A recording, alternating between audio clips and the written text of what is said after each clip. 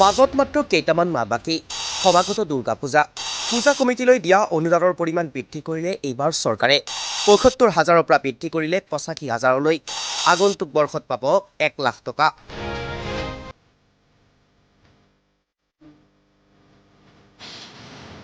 মাজত মাত্ৰ কেইটামান মাহ বাকী সমাগত দুৰ্গা পূজাক লৈ ইতিমধ্যে প্ৰস্তুতি তুংগত। প্ৰতি বছৰৰ দৰে এইবছৰো ধুমধামেৰে দুৰ্গা পূজা উদযাপন কৰিবলৈ প্ৰস্তুতি চলাইছে ৰাইজে।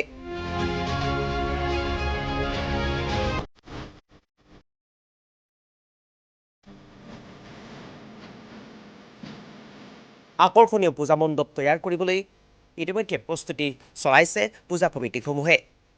প্ৰতিবাৰে চৰকাৰে পূজা কমিটিলৈ প্ৰদান কৰি আহিছে অনুদান, কিন্তু এইবাৰ চৰকাৰে পূৰ্বতকৈ অধিক অনুদান প্ৰদান কৰিবলৈ সিদ্ধান্ত গ্ৰহণ কৰিছে।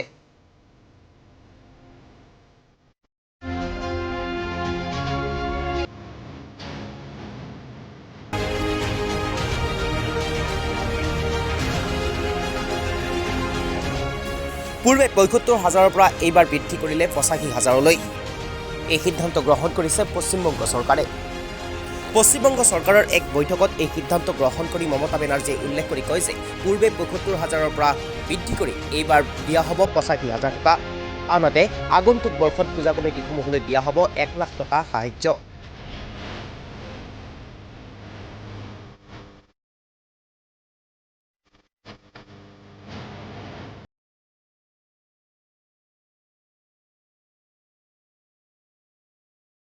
মঙলবাৰে পশ্চিমবংগৰ নেতাজী ইডেনৰ ষ্টেডিয়ামত অনুষ্ঠিত হোৱা এক বৈঠকত সিদ্ধান্ত গ্ৰহণ কৰে।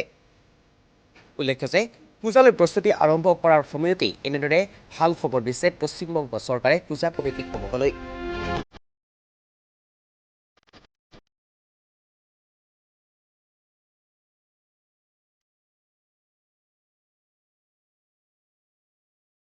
Next, Fruity Life.